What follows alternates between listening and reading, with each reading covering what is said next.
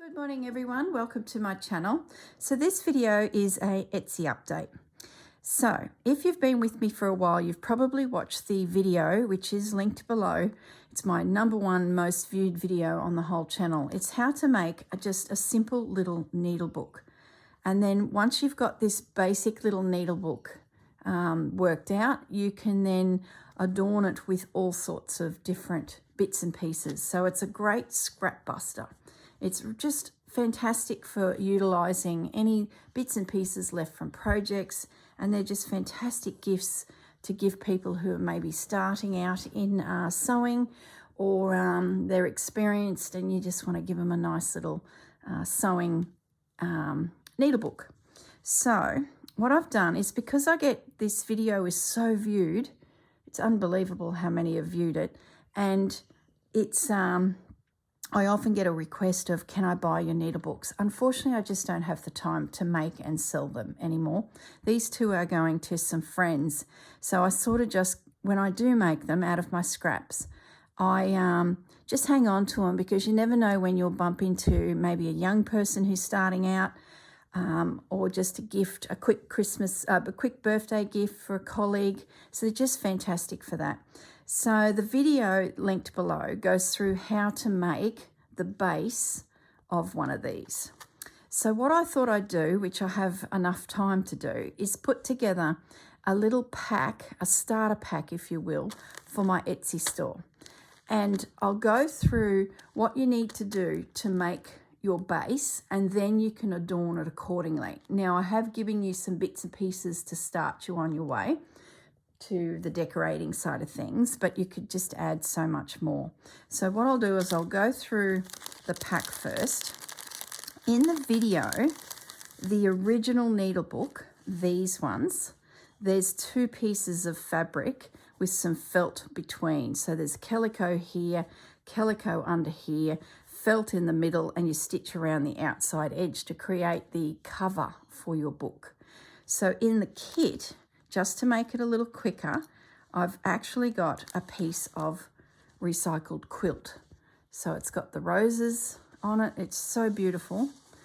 So your cover is complete. You don't have to do that step of getting the calico by 2 and some wadding in between and then stitching around the outer side. We've got that all ready to go. All I recommend you do is an overcast stitch right around that edge. Now, you could do it with needle and thread, and I'd use crochet cotton. We just go over and over and over around that outside edge. That'll just keep it protected from breaking apart. You could run it around on the sewing machine. That's what I do in my instructional video, the one that's linked below. That just secures the perimeter. Okay, so once you've done that, you fold it in half, and you find the middle, and I usually use my friction pen just to mark a couple little lines. You could do a line if you want, if that makes it easier, and that will then give you your center. The next thing I do is I create the actual needle bit that holds all your needles together, and that is this. So the first thing I do is I get the large piece of felt, and with embroidery cotton, I just do a running stitch right around the outer perimeter to make sure you have a big enough thread that gets you right around. So maybe lay it roughly on top and then maybe add that much extra. That just allows you to get right through back to that starting point and knot it off. The next thing you'll do is lay it in the center and find the middle of this. For example, top and bottom, make a little mark, and then the line that you put on the cover, line it all up. You can pop a couple pins in just to hold it, and then run this stitch through. Okay. Now in the video, I do all of this on the internal piece, then I attach it all together. But because the quilt is so thick and luscious, you can easily get your needle through into the quilt so that you're attaching this centerpiece without it coming out the other side. But you just need to be a little careful. You don't want to go straight through and your needle comes out the back. Otherwise, you'll have your running stitch showing on the outside. You've got to just slip it through so it just catches the quilt. That'll attach your pages. The other things you need to do is these little flaps are where your pins and needles are stored. So you grab these. The first thing I do is I lay that over as a decorative element, and I put a running stitch right across the top on both of them. It's decorative. Then you get a needle and thread, just normal cotton, and you add some little slip stitches in under there just to pin it down. And I put a little bit extra glue in there as well. So between the glue and a couple little hidden stitches, that's not going anywhere. And that becomes your little flap that you can pin your pins and needles into. Does that make sense? I'll bring that up to the camera so you can see the running stitch across the top, the running stitch all the way around the perimeter, and then this one to secure it to the cover. Okay, so that's this little piece explained, which goes in the center. It's like a little mini book, if that makes sense. Now, in addition, in the little kit, I've given you a pocket, and that's this. So what I've done is allowed enough fabric so that it sits just on the inside of the cover, and a little piece of decorative lace. So what I did is stitch the lace on with invisible stitch first, so it's attached, and hidden little stitches, just tiny little stitches, so it becomes a decorative element. Then you lay it down, and you're going to get your embroidery cotton again and stitch your pocket on by going all the way around the perimeter, but don't stitch the top edge to your back. You're only coming down here, across here, and up, attaching it to your backing. And then when you get to this top edge, you just do a running stitch, pop your fingers in underneath and do your little running stitch through there. So that creates the little pocket. Now, I've given you a piece of lace that is decorative, but in this example, my lace, I've made it a little bit bigger and made it into a double pocket. So you may decide to use that piece of lace somewhere else on your project, and then you add in something here to create a second little pocket. What did I do in this one? Oh, this is decorative, just a decorative little piece. Okay, so what did I do next? You've got your pocket in, you've got your insert to hold your needles. Now, I haven't done the next stage on these because I've only just noticed it on a video somewhere. I cannot remember who I saw do this. I was just watching some little needle books to see if there was some new ideas out there, and I saw this idea. So you have 2 buttons in the kit. One is going on the cover to hold your thread around your seam binding to close your piece. The second button you stitch on the back here like that, and that's going to hold your little scissors. Now, in the past, I've done all sorts of tricky little ribbons and, oh goodness sakes, I've done so many little ideas, and this is far by the easiest I've ever seen. You stitch your button on. So let's pretend that that button is stitched on, and we're going to just go to this button here. So for demonstration purposes, we're going to open the scissors, slide that in there, secure. Your scissors are now in position using the stitches that hold your button on. The little scissors sit around it. So if you pop my second button that I've got in the kit in the back here, you can then clip your scissors onto the back page. So they would be sitting in there with that button as the anchoring point, like so. Okay, so that's why you have 2 buttons. I must add buttons to these too, and that'll finish those off nicely. So that is out of the way.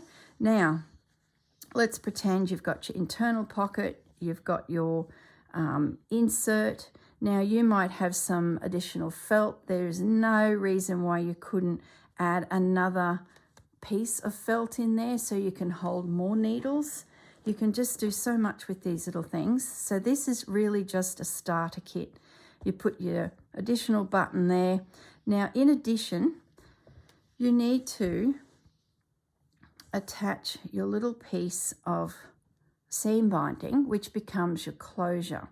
Now, if you were making a needle book as per the video, you would have two pieces of calico, one for the inside and one that's been decorated.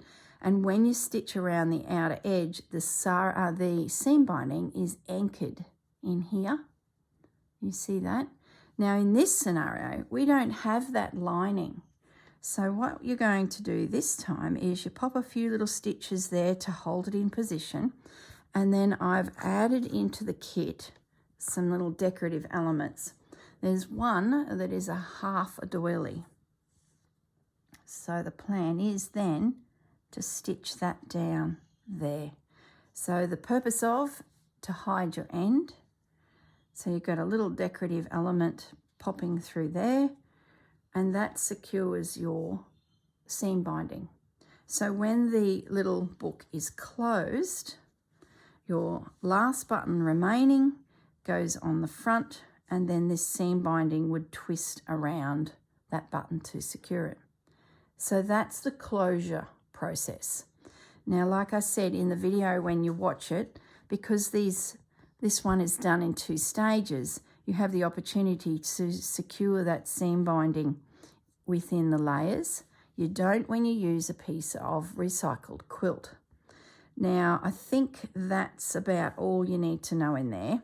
I've then added to the kit some little decorative elements. So just some gorgeous doilies that you can use wherever you want on your piece. You may decide to put this little guy in here and just this one on the outside. You could embroider these flowers, adding lots of stitch over the top of them. You could add additional bits of fabric and lace that you may have from your stash. So this is just to get you started. I've also added into the little pack a little timber bird. He could be used on the front, or when I was packing the kit, I had visions of him being on the front there. And then I was like, well, maybe some little bits of stitches, he could go there. It's just a little extra something that you might want to have a play with. So I think that is it. That's everything you get in the kit. You've got the 2 doily pieces. You've got a couple buttons, the little bird, the outside piece. This is going to save you so much time. This version of using 2 pieces sandwiched together is, a lot more work. So this is quite simple. I've just seen that I did a running stitch around the perimeter in addition to joining it together. You could do that as well. You could do some camphor stitching, lines of stitching through just to create some decorative stitches. You could add some additional pieces of doily you might have. You could just do so much. So what else do I need to tell you? I think that's about it. You've got your pocket element.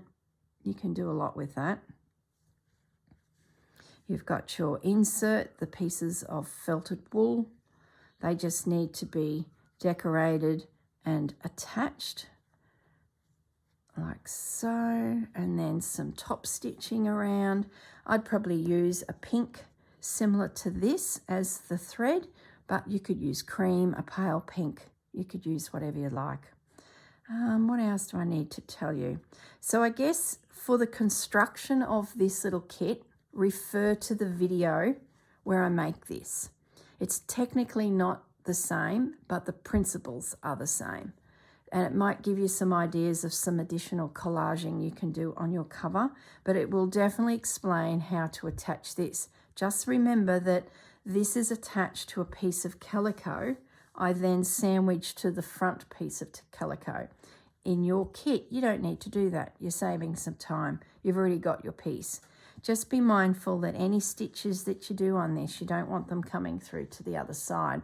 So you sort of have to have quite a thin needle and just sort of catch the webbing and the fabric on the top to secure any elements. For example, this guy too, you don't want your stitches coming through to the other side.